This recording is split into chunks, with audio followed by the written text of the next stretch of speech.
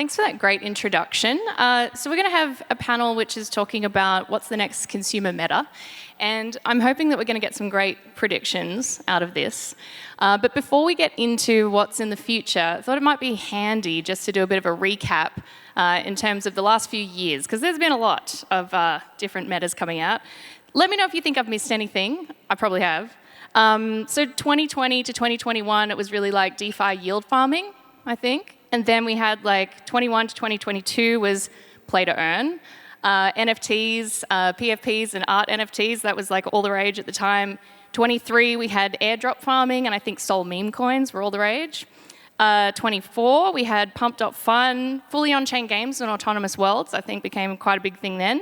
And SocialFi burst onto the scene. And 2025, so right now I think we're looking at things like on-chain perps, but also AI agents have come up, stable coins. So looking at those things over the last few years, just to kick us off, which ones wrecked you? All of them. I would say NFTs, that was our thing, and some meme coins, but that would be the two. But we've done well still. So. Same. What about you guys? How'd you get wrecked? Yeah, went in really hard at the start Alice IEO. That was probably not a very good idea looking backwards. But it's just a lot of meme coin trading. I think overall, it probably still on top, up, but definitely a lot more that we round tripped. Still up. Well done. Interestingly, I think they are still very strong, all of them. Like they start to compound actually. So there's this like iteration, experimentation, and then it's helping to push like from you're thinking like NFTs. What it was like culture on chain started just with profile picture, and then meme coin is still culture on chain, and now like pump fund is like meme coin accelerated with DeFi. So that's the compounding effect. So all of them are still here and strong for me. That's so true. You do start to see this convergence of different metas coming together. On that, though, I wanted to ask you, who do you think actually defines and drives the meta? Like, do you think it comes from real retail adoption, consumer adoption? We actually see people getting involved in these markets, using these new technologies.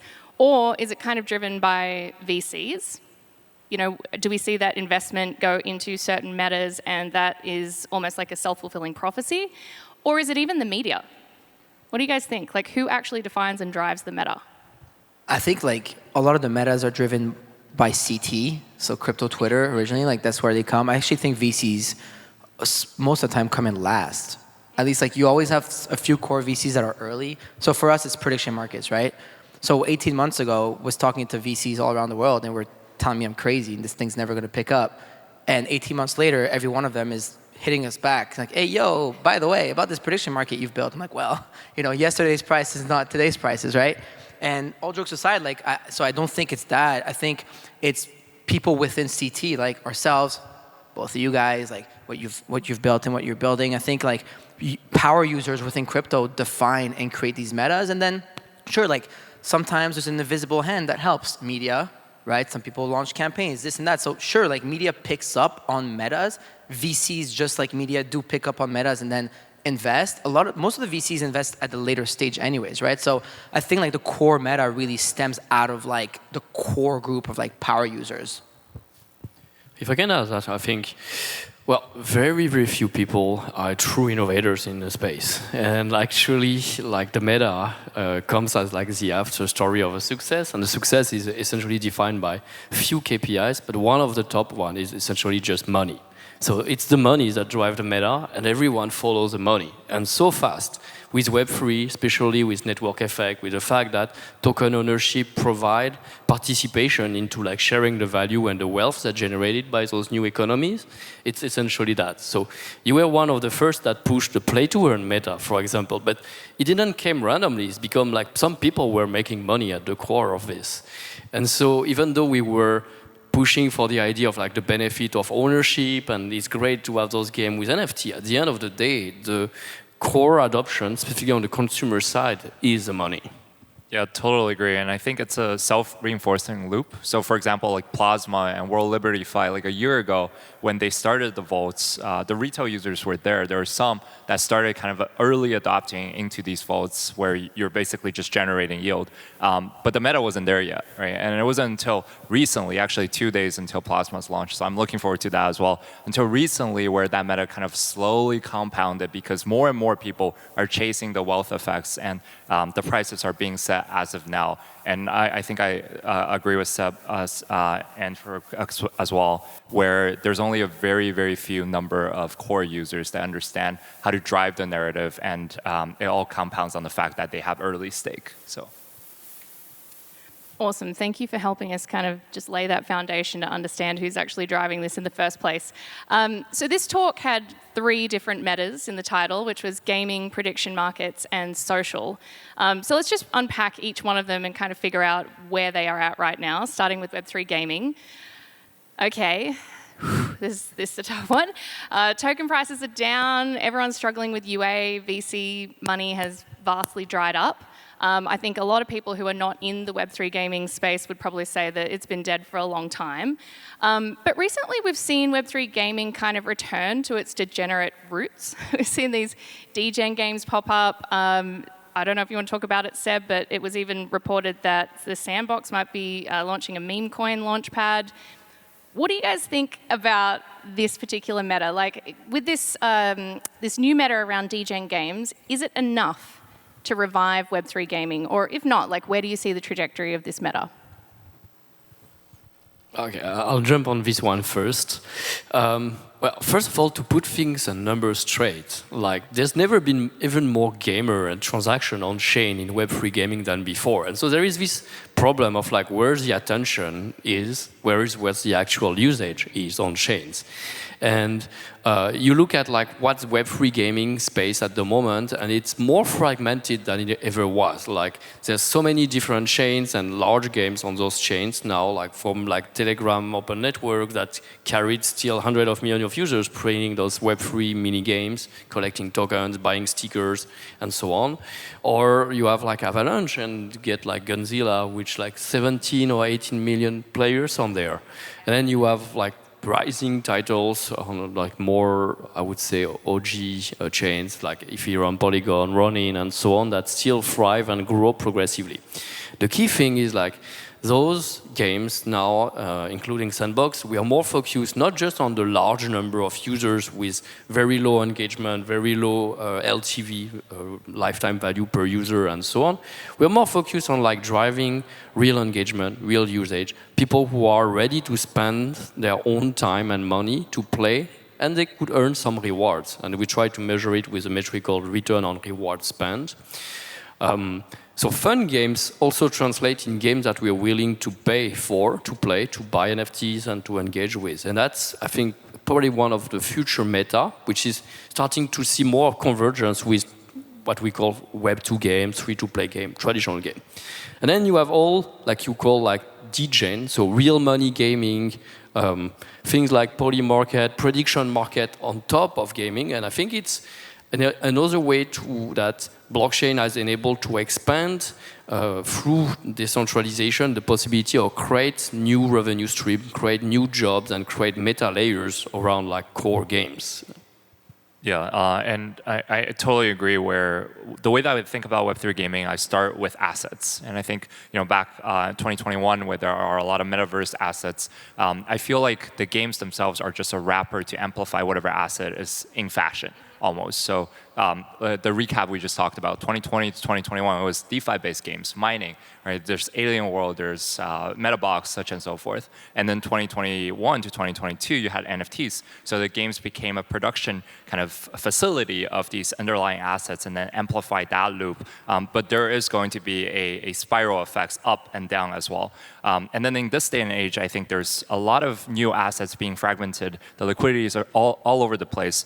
So the games themselves become faster as well because you want to keep the production costs low so that your margin is still high. And there's a production cost for games that is much higher than, for example, meme coins. But I think in terms of like what we see next step, there's the asset side of things, but there's also the technical side of things where now the chains are getting faster, transactions are getting faster. So more and more on-chain transactions can be put on the chain, and there can be faster money flow across all of these. So for example, CCP that we were just talking to Leo with, their game, I'm very much looking forward to because the entire economy can now be on-chain, and the velocity can be faster as well. So what we see next is going to be a divergence of super serious games with more and more transactions on chain. All the economy is there, and then degen games where it's like mindlessly doing binary options. Well, and if I can add to that, like even not degen games, AI-generated games with vibe coding that have tokens, etc. Like that's mind-blowing, and it's still so early in the kind of quality you can see, but it can only improve from there. By the way, if you want to check out the game that Chris just mentioned, it's Eve Frontier. It's playable now. It's awesome. And yeah, it's fantastic. Anyway, back to the usual programming. Farook, question for you. Prediction markets keep coming up, and you're a co-founder of Myriad Markets. So I was reading about this, and you just mentioned it, like in terms of the VCs, like not really getting the meta.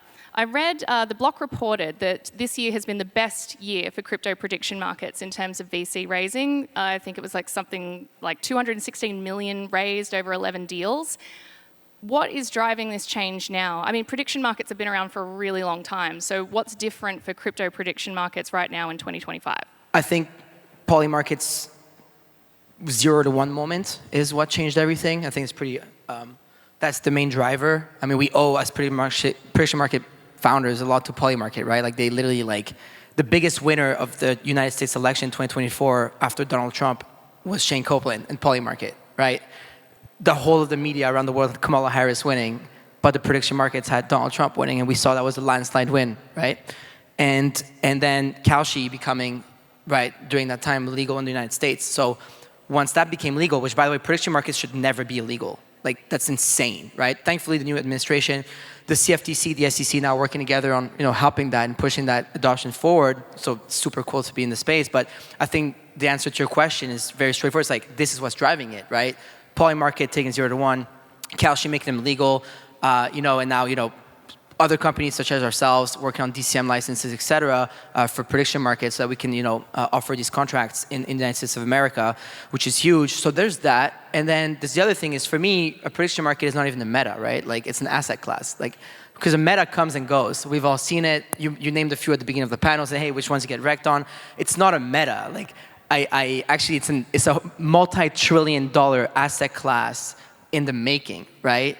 You're talking about something like exchanges such as the NASDAQ, for example. Like you're gonna be like trading at that level of volume daily very soon when it comes to prediction markets. And that may sound crazy when I say it now, but it doesn't feel crazy to me at all. Someone who's like building within that industry every single day, and which is why we went down that route, because it just makes perfect sense, right?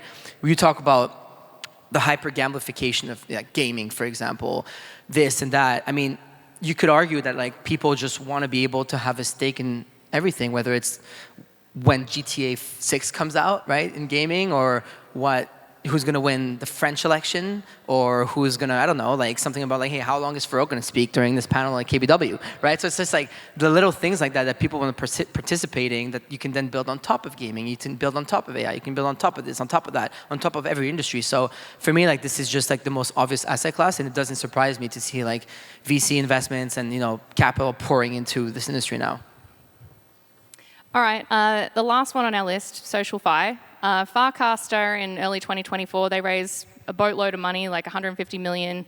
We had Friendtech, we had BitClout. A lot of them seem to be kind of fading out, or at least we're not seeing great take up there. What's your take on the state of SocialFi? Like, is it dying out, or does it still have a future?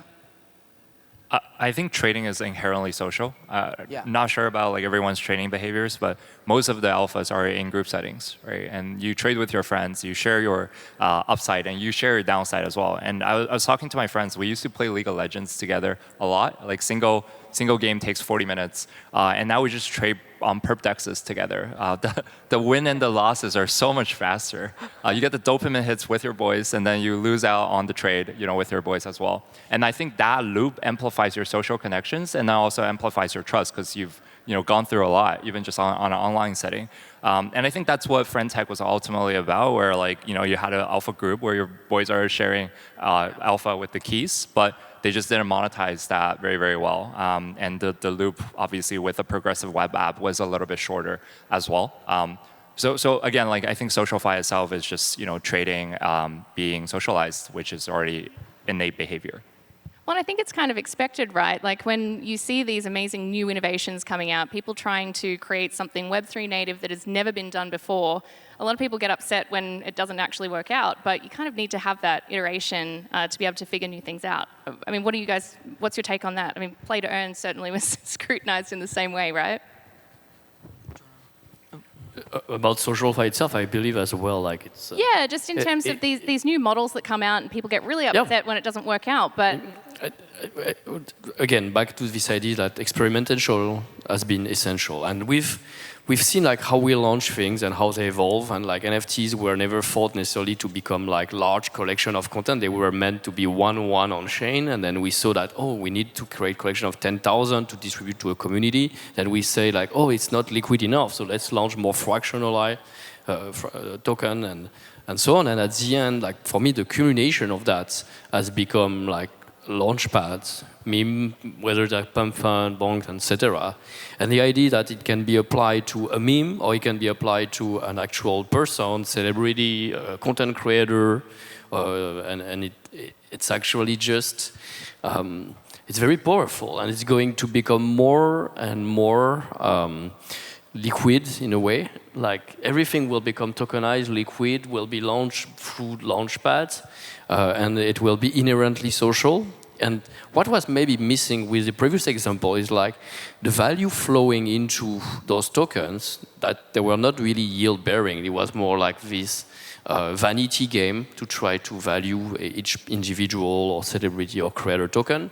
I was missing. But once now we'll have a more connected flow and utilities for those tokens, benefits for the holders, and possibly revenue stream coming out, that will become just the new way of thinking everything.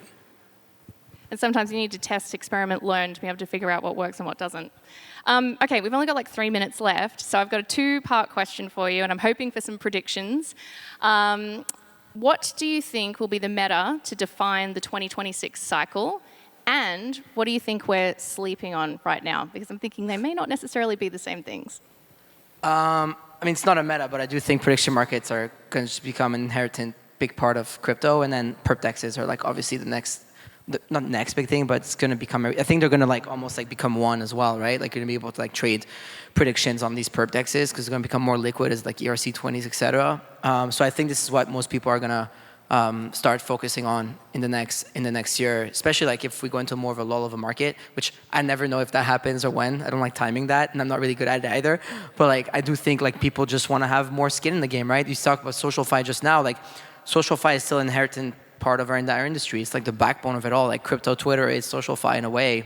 I just think these platforms die the second they focus more on the fi than the social, and they try to take you out of what we know, right? You got to meet the people where they are, and people want to be on X, right? So I think this big mix of perp dexes and prediction markets is going to keep ruling over the next year.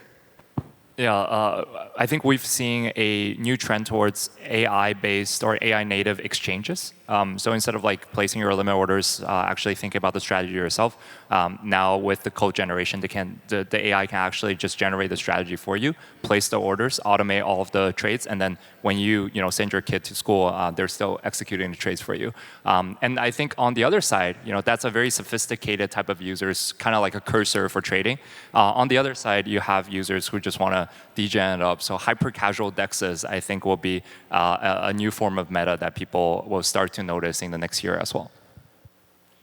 I think loyalty like can definitely be coming on chain and like will be able to drive more engagement, more distribution, more monetization from there. Like those are still core challenges that's not being solved today through blockchain. Like being on the blockchain, having a token, does it really mean distribution for people who are building on those? Partially for some currencies, but not for everything. When you build on a chain, that's not necessarily like the distribution that comes together, that put the chain working for you to bring users. You actually work hard to bring the users to the chain, and that's a broken model. And I think like the creator economy, which is nowadays like $300 billion worth, is totally inefficient, fragmented, and still very Web2, using like PayPal, wire transfer, creators being paid at 30, 60 days, lack of transparency. There must be something better we can do, and that might be the next meta. Well, thank you, Sébastien, Chris, and Farook, for that glimpse into the future. That's all we have time for, sadly, but this has been a great discussion. Thanks, guys. Thank you. Thank you, everyone. Thank you, guys. What a wonderful panel session.